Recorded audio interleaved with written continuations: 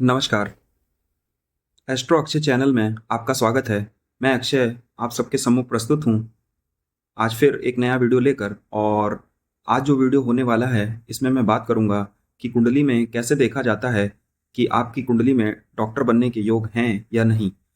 और जो भी लोग नीट की तैयारी कर रहे हैं वो अपनी कुंडली को चेक कर सकते हैं कि क्या उनकी कुंडली में भी ऐसे योग हैं कि जो उनको एक सफल डॉक्टर बना सकते हैं।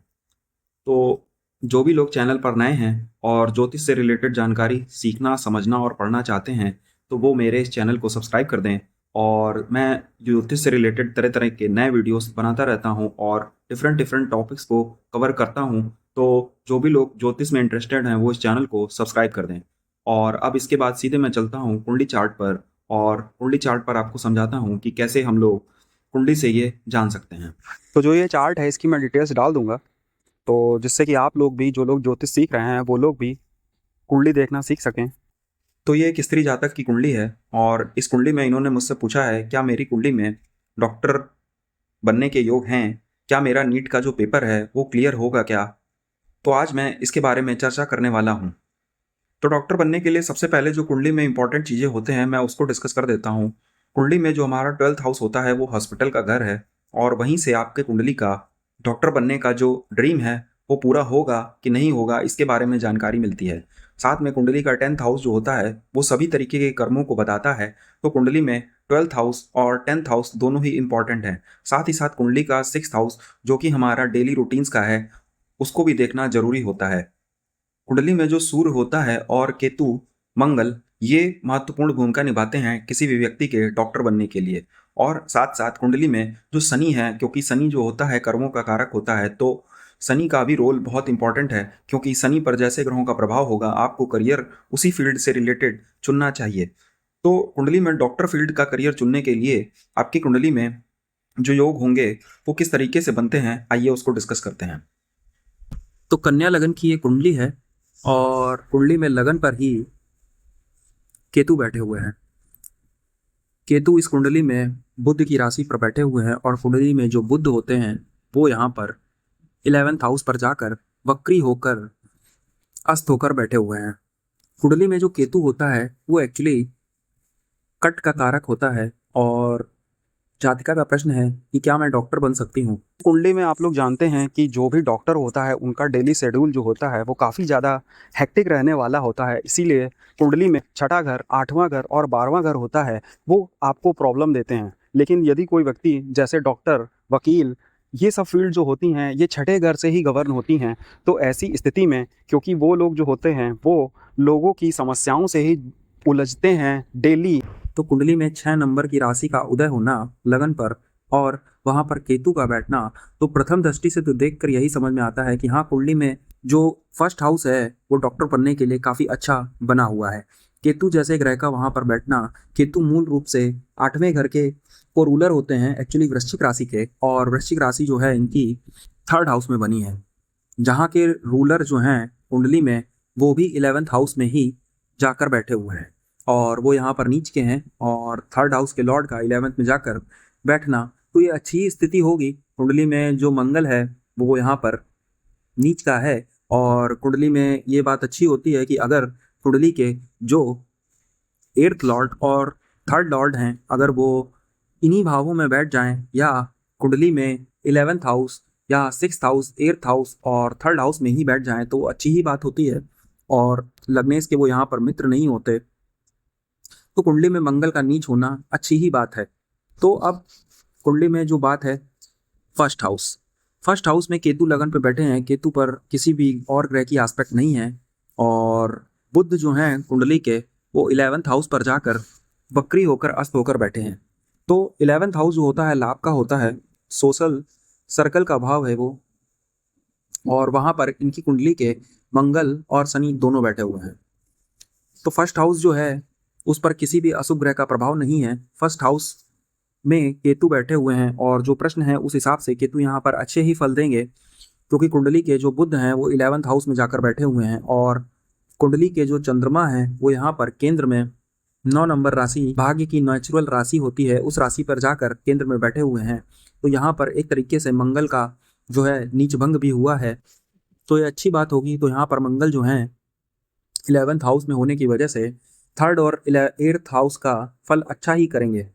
अब कुंडली में जातका का प्रश्न है डॉक्टर, तो कुंडली में जो 12th हाउस है वो अस्पताल का होता है, हॉस्पिटल का होता है, और ऐसे 12th हाउस के स्वामी जब कुंडली में 10th हाउस पर बैठेंगे, जहाँ पर मिथुन राशि बनी है, वहाँ पर कुंडली के सूर्य जो इस कुंडली के 12th हाउस के लॉर्ड हॉस्पिटल के घर के स्वामी हैं, वो 10th हाउस पर आकर बैठेंगे, तो यहाँ पर वो 10th हाउस में जो करियर का भाव है वो कहीं ना कहीं हॉस्पिटल को इनके कर्म से जोड़ देंगे। और कुंडली में क्योंकि बुध की स्थिति जो है वो लाभ भाव में है, वो लग्नेश हैं, तो ऐसी स्थिति में कुंडली में जो सूर्य हैं वो बलवान हो जाएंगे और इनके कर्म में वो कहीं ना कहीं 12th हाउस की चीजें देने वाले बनेंगे। और साथ ही साथ देखिए आप इस कुंडली में जो गुरु है उसकी भी 9th एस्पेक्ट जो है ऐसे सूर्य पर आ रही है जो दिग्बली है। तो ऐसी स्थिति में सूर्य का बलाबल काफ़ी अच्छा हो जाएगा। और कुंडली में सूर्य जो होता है वो एक्चुअली आरोग्यता का स्वामी होता है, तो इनको आरोग्य रखेगा। और साथ ही साथ इनको जो मेडिकल फील्ड होती है, क्योंकि सूर्य क्या होता है, सूर्य राजा है, सूर्य सरकार है, सूर्य आरोग्यता का स्वामी भी है, सूर्य आपकी इम्यूनिटी है, तो वो इनके स्वास्थ्य को तो अच्छा रखेगा ही, साथ में 10th हाउस में बैठे होने की वजह से वो इनका कर्म जो है वो मेडिकल फील्ड से ज़रूर रिलेट करेगा।